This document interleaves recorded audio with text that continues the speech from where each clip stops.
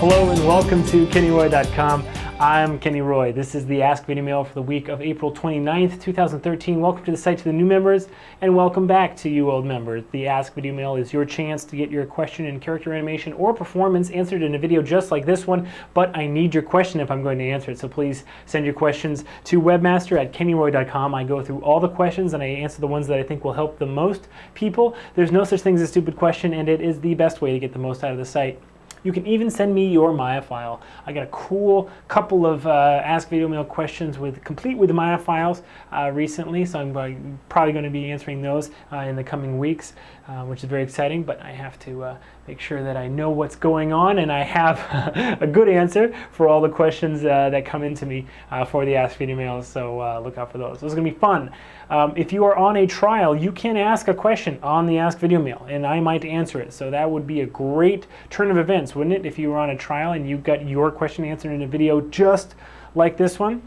So send in your questions. Don't be shy, please. And if you haven't sent a question in yet, just try it. Give it a shot. Let's see what happens. I think you'll be pleased. I found a bag earlier today that was missing, and in it was this thing. This is called a aroma pod. And they sold these back in 2005. I'm not sure if they were in the States because I only saw them in New Zealand. Oh. Now this one is supposed to be Focus. Anyway, so it's like it's a scent. It's like potpourri, right? In a little plastic tube. Anyway, but if you smell that, God, it takes me right back to when I was sitting in Weta working on King Kong. Nothing takes you back like smells.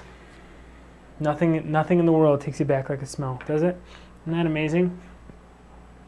Good memories back then.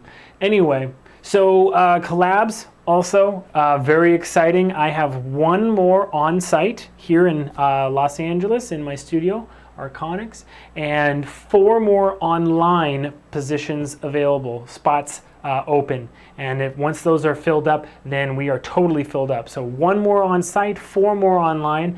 Tell your friends or check out collabs.arconics.com for more information on that. I'll give you a hint. It's amazing.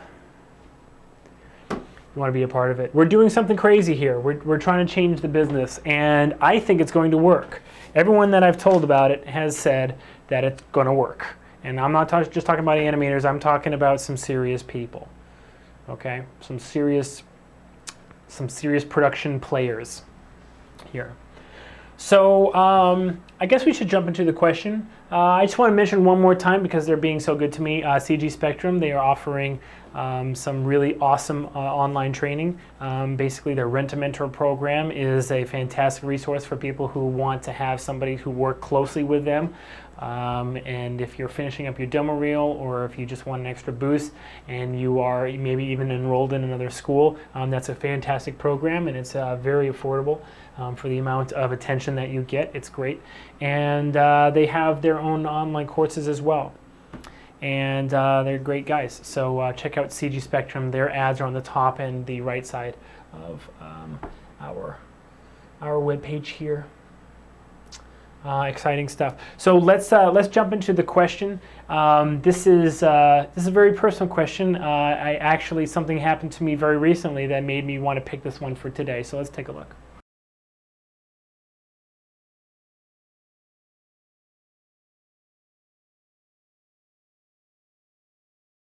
Awesome question.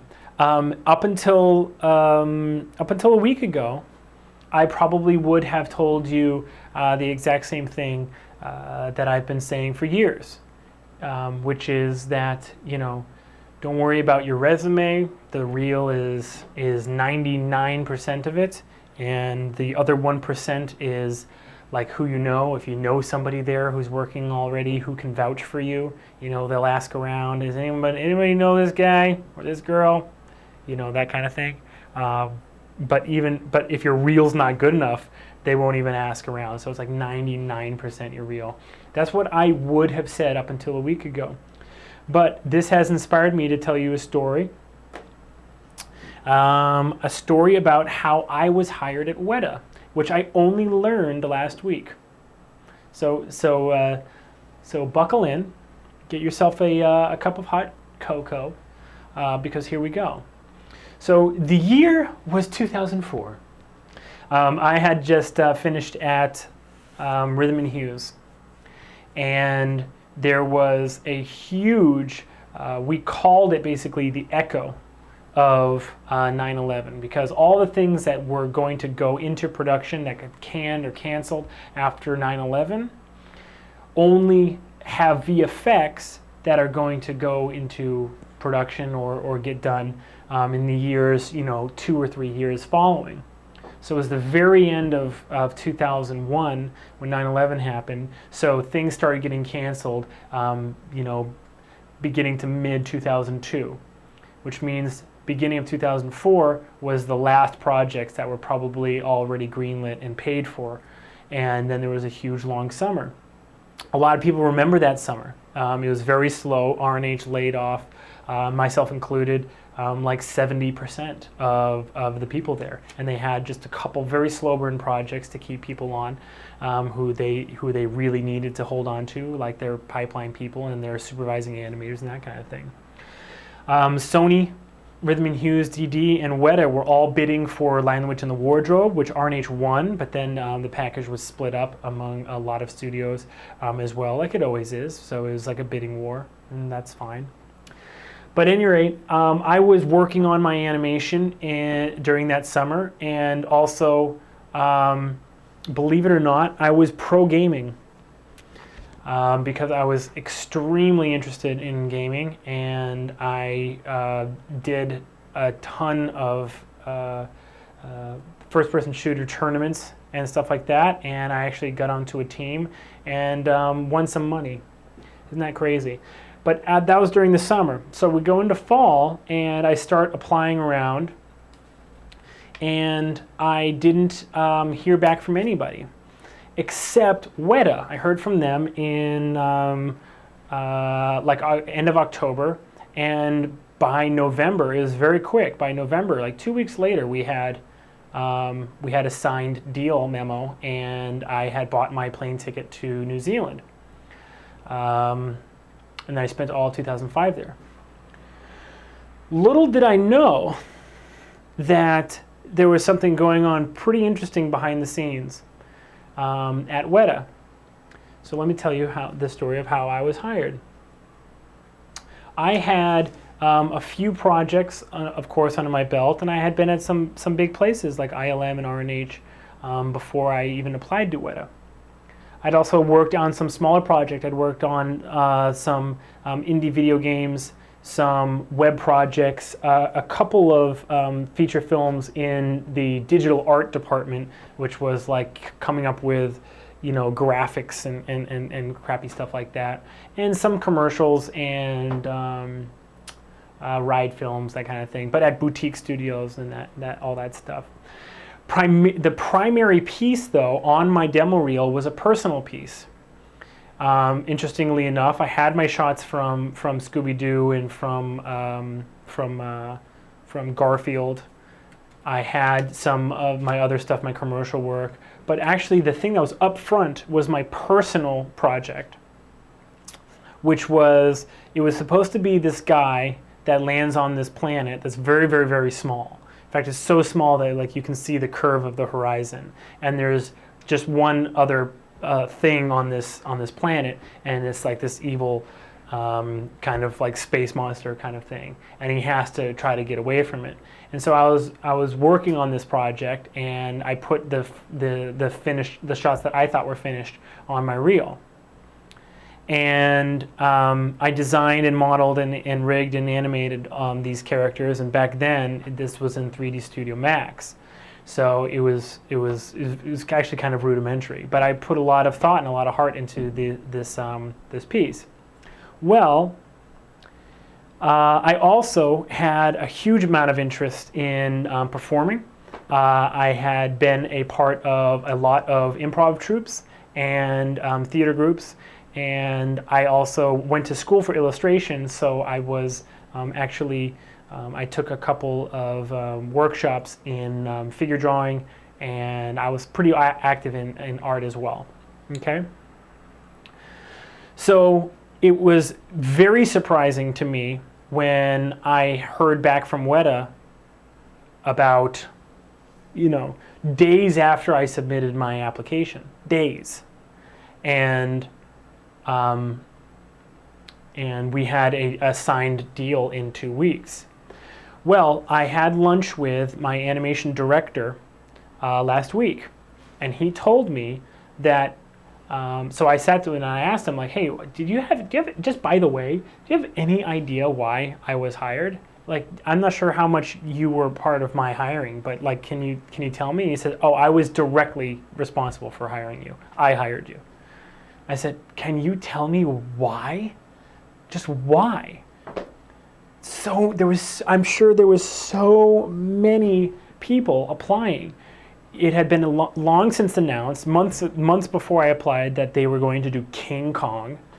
They had finished Return of the King, won the VFX Oscar. It was like the time to apply to Weta. How did I get in? And he said, well, they wouldn't have hired you. And I knew that. So I was like, yeah, I that's why I'm so curious. Like, what did you see? And he said, well, actually, I looked at your resume, and it said that you did a lot of performing, and it said that you did improv, and you were actively, it looked like you were really like involved in like art, like fine art in the artistic community.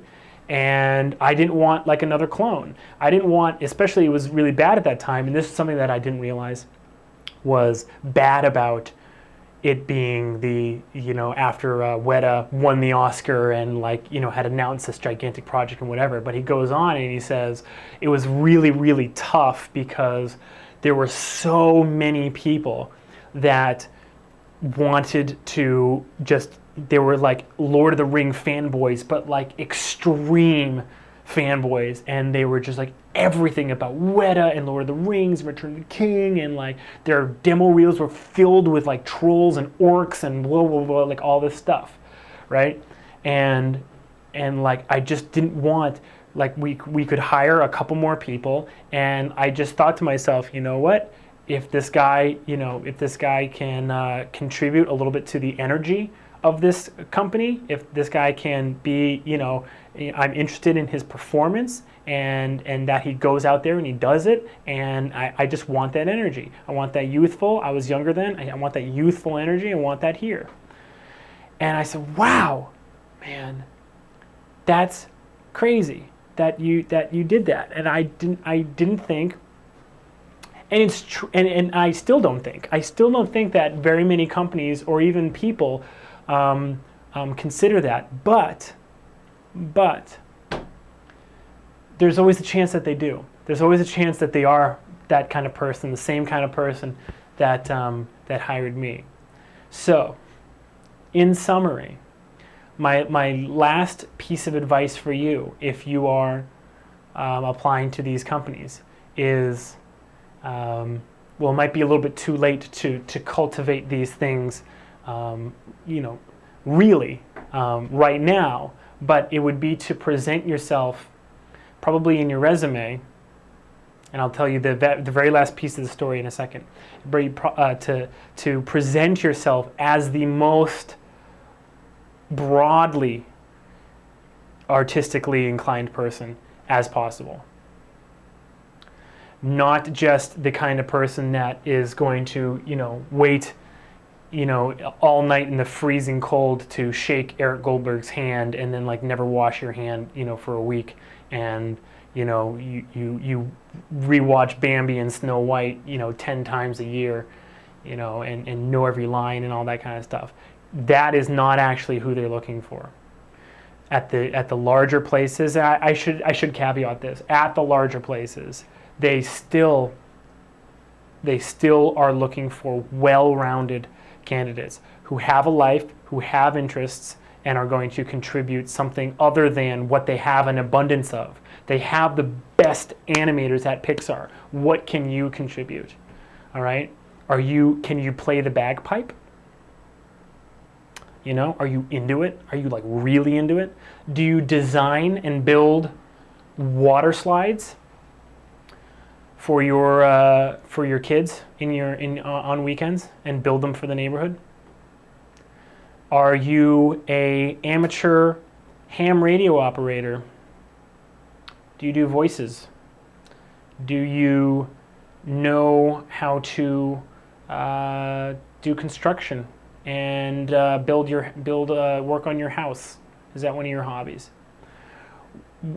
As esoteric and crazy and unrelated as it sounds, my new advice, at least this week, maybe ask me next week, it might be different. My new advice is to put it all in there, all of it in there, and really show them exactly what kind of person you are, and especially creatively, how you are driven. Okay? And here's the last piece of advice, okay? I remember only when he told me, he said, and the clincher was this. I looked at your resume first, and I saw all these things, and I was pretty interested. I saw your reel, and you had some good shots. You probably would not have been hired by Weta at that time. But I saw that you could animate.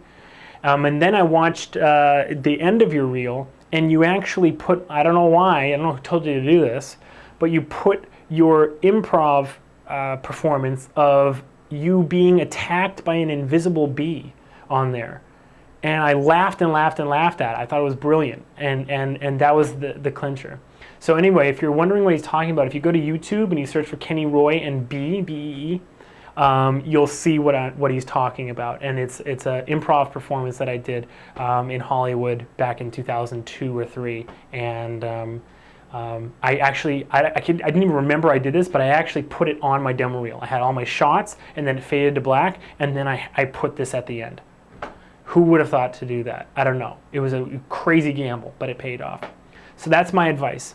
Present yourself as actually the most broadly interested person in all areas of life and artistic creativity as you can, okay? And if you don't have anything to put on there, start doing some things. Put down the mouse, put down the Wacom, and start doing some things. All right? Cool. That is a great question. Please send in more questions. I'm always dying for questions. You can even send me your Maya file, and I'll open it up and take a look. Send them to webmaster@kennyroy.com. Good luck with your animation, and as always, rock on.